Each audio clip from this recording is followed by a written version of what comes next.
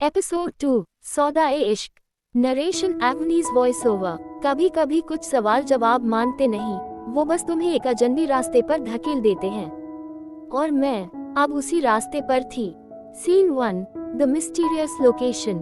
एवनी को एक मैसेज आता है, एक लग्जरी विला का लोकेशन। वो नर्वस है लेकिन क्यूरियोसिटी उस पर भारी पड़ रही है। दरवाजा खुलता है और रिया सामने खड़ी होती है, ब्लैक सूट में, आईज फुल ऑफ कंट्रोल। रिया धीरे से, आ गई, ये जानने की आप कौन हैं, या मैं क्या बना सकती हूँ आपको। एवनी कुछ कह नहीं पाती। Dinner with rules. टेबल सज चुका है, डिम लाइट्स, वायलिन की सॉफ्ट धुन, कैंडल्स फ्लिकर कर रही हैं। रिया धीरे धीरे एवनी के पास आती है। रिया, खाना शुरू करने से पहले एक रूल समझना जरूरी है। जब तक मैं सवाल ना पूछूं, आप बोलेंगी नहीं। एवनी एक पल ठहरती है, फिर धीरे से सिर हिला देती है। डिनर शुरू होता है। रिया उसे नजरें गड़ाकर देखती रहती है और बीच बीच में उसे पर्सनल सवाल पूछती है। किसका मतलब क्या होता है आपके लिए? कब लास्ट बार किसी ने आपको देखा था, बिना जज किए? एवनी घबराई हुई पर स्ट्रेंजली ड्रॉन भी। The first touch of trust. Riya Avni की उंगलियों पर धीरे से हाथ रखती है। रिया, आपको किसी ने छुआ है, बिना इरादे के, सिर्फ एहसास के लिए? एवनी की आंखों में नमी आ जाती है। एवनी धीरे से, शायद कभी नहीं। रिया सॉफ्टली, तो शुरू यहाँ से होगा। रिया उसके हाथों को अपनी उंगलियों में कस लेती है। Emotional crack. डिनर के बाद एवनी वॉशरूम जाती है और मिरर में खुद को देखती है। वो डर रही है पर भागना नहीं चाहती। नरेशन। मुझे पता था ये मोहब्बत नहीं है, लेकिन ये जो हो रहा था वो इश्क से कम भी नहीं लग रहा था। The contract. अंत में रिया उसे एक फाइल देती है, एक साइकोलॉजिकल एक्सपेरिमेंट कॉन्ट्रैक्ट। रिया, अगर आप चाहें हम इसे सिर्फ एक गेम मान सकते हैं, लेकिन याद रखिए इस गेम में फीलिंग्स अलाउड नहीं है। एवनी कॉन्ट्रैक्ट को देखती है और सवाल करती है, एवनी, अगर फीलिंग्स हो गई तो? रिया, तो तुम हार जाओगी या मैं? शर्त ये थी कि दिल नहीं लगेगा, और दिल ने सबसे पहले वही चुना। A dance without music. Setting villa का एक बड़ा कमरा, हल्की नीली रोशनी, पर कोई म्यूजिक नहीं, बस शांति। रिया एवनी के पास आती है। रिया, ट्रस्ट किसी वक्त से नहीं, किसी छुअन से पैदा होता है। Shall we? वो एवनी की कमर पर हाथ रखती है। एक साइलेंट डांस शुरू होता है, कोई म्यूजिक नहीं, सिर्फ सांसों की आहट। रिया उसे अपनी ओर थोड़ा और खींच लेती है। एवनी की आंखें बंद हो जाती हैं, डर से नहीं, सरेंडर से। The locked room. एवनी को विला में एक लॉक्ड रूम दिखता है। रिया उसे मना करती है। रिया सख्ती से, वो दरवाजा सिर्फ मेरे लिए है, आपकी दुनिया वहीं तक है जहाँ तक मैं कहूँ। एवनी थोड़ी डरती है पर इंट्रीग भी होती है। उसका दिल कह रहा होता है उस रूम में रिया का कोई पास छुपा है। The breaking point. रिया एक सवाल करती है, क्या आप किसी और औरत को देखकर कभी खुद को छोटा महसूस करती हैं? एवनी थोड़ा चुप, फिर बोल पड़ती है, एवनी, हर दिन जब आप मुझे देखती हैं मैं कुछ नहीं कहती, क्योंकि आप जैसी बनने की हिम्मत नहीं है मुझ में। रिया उसका चेहरा पकड़ लेती है। रिया, आपको मेरी तरह बनने की जरूरत नहीं, मुझे आपकी तरह टूटने की हिम्मत चाहिए। दोनों की आंखों में नमी आ जाती है। पहली बार कुछ पर्सनल टूटता है रिया में भी। First night alone. Avni villa में एक गेस्ट रूम में सो रही होती है। वो करवटें बदल रही है, फिर खिड़की की ओर देखती है। नीचे गार्डन में रिया अकेली खड़ी है, वाइन ग्लास हाथ में, स्टेयरिंग इनटू द नाइट। एवनी नीचे जाती है। एवनी, आप नींद में नहीं जाती? रिया हल्की मुस्कान। नींद तो उन लोगों को आती है जिनके सपनों में डर नहीं होता। एवनी धीरे से उसके पास खड़ी हो जाती है। दोनों एक पल के लिए चुप, और फिर रिया एवनी के बालों में हाथ फेरती है। Riya softly whispering, don't fall in love with me. Avni, क्योंकि मैं टूटती नहीं, मैं तोड़ती हूँ। एवनी बस उसकी तरफ देखती रह जाती है। Voice over. मोहब्बत के खेल में हार जाना आसान होता है, पर किसी को जीतने देने के लिए पहले खुद को खोना पड़ता है। The mirror test. Riya Avni को एक लॉन्ग मिरर के सामने ले जाती है। रिया, अपने बारे में 3 बातें बोलो जो तुम किसी को नहीं बताती। एवनी मिरर में खुद को देखती है, थोड़ा घबराती है, फिर कहती है, एवनी, मैं जरूरत से ज्यादा सोचती हूँ, मैं खुद से नफरत करती हूँ और मैं कभी किसी से पूरी तरह कनेक्ट नहीं कर पा। रिया धीरे से उसके पीछे खड़ी होती है, उसकी पीठ से लगकर आंखों में आंखें डालकर कहती है, रिया अब देखो, तुमने अभी मुझसे वो कहा जो शायद खुद से भी कभी नहीं कहा था। ट्रस्ट शुरू हो गया है, डर से नहीं, नजरों से। A strange gift. रिया एवनी को एक वेलवेट बॉक्स देती है।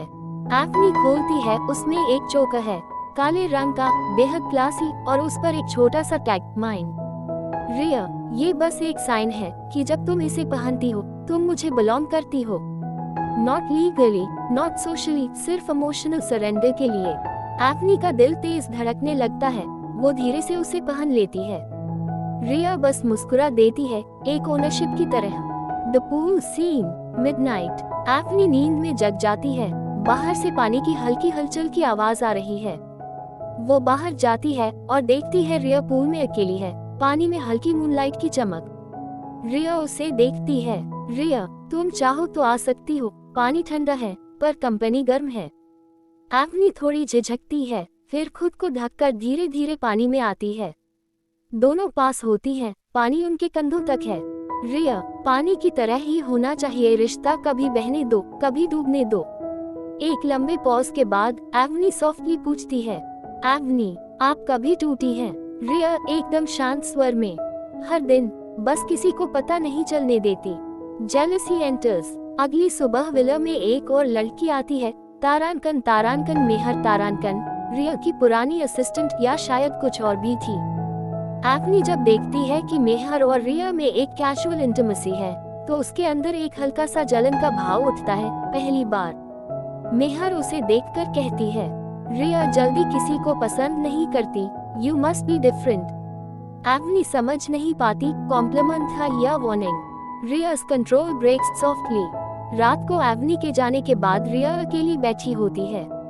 वो एक पुरानी फोटो फ्रेम देखती है, एक लड़की के साथ जिसमें वो जेन्युइनली हंस रही है। रिया सॉफ्टली विस्पर करती है, टू गई तो मैंने खुद को संभाल लिया, पर फिर क्यों हर बार कोई एवनी मेरी दीवारें तोड़ देती है। The red room of thoughts. Avni को विला के एक दूसरे कमरे में ले जाया जाता है। पूरा कमरा रेड और ब्लैक शेड्स में सजा है। दीवारों पर एब्स्ट्रैक्ट आर्ट, कुछ स्कल्पचर्स और एक डायरी टेबल। रिया ये मेरी सोच का कमरा है, यहाँ मैं किसी को आने नहीं देती, लेकिन आज तुम यहाँ हो, इसका मतलब है मैं खुद को तुम्हारे हवाले कर रही हूँ। एवनी दीवारों को देखती है, हर फ्रेम जैसे कोई इमोशन कैद किए हुए हो। एवनी आप इमोशंस कैद करके क्यों रखती हैं? रिया धीरे, क्योंकि जब कोई उन्हें छूने की कोशिश करता है मैं टूट जाती हूँ। एवनी एक पल को कुछ नहीं कहती, बस एक कैनवस को छूती है और उसमें रिया की आंखें बनी होती हैं। The ribbon scene, symbolic submission. Riya Avni को एक रेशमी लाल रिबन देती है। रिया ये कोई बॉन्डेज नहीं है, ये सिंबल है कि तुम इस पल को सिर्फ महसूस करोगी, जज नहीं करोगी। तुम्हारे हाथ मेरे पास होंगे और कंट्रोल सिर्फ तुम्हारे अंदर के भरोसे के पास। एवनी अपने हाथों पर वो रिबन खुद बांध लेती है, eyes closed, breathing heavy but काम। रिया उसके पास आती है, धीरे से उसके कान के पीछे विस्पर करती है, तुम सोचती हो तुम मुझे सरेंडर कर रही हो, पर सच्चाई ये है मैं खुद को तुम्हें सौंप चुकी हूँ। The night of shared fear. Bedside lamp जल रहा है, दोनों अब साथ बैठी है शांत लाइट बेडशीट में। एवनी सॉफ्टली पूछती है, तारानकन, कभी किसी ने आपको इसलिए छोड़ा क्योंकि आप ज्यादा थी? तारानकन। रिया थोड़ी देर चुप रहती है, फिर कहती है, नहीं, उन्होंने इसलिए छोड़ा क्योंकि उन्हें खुद से कम पसंद था, और मैं किसी का अधूरा प्यार नहीं जी सकती थी।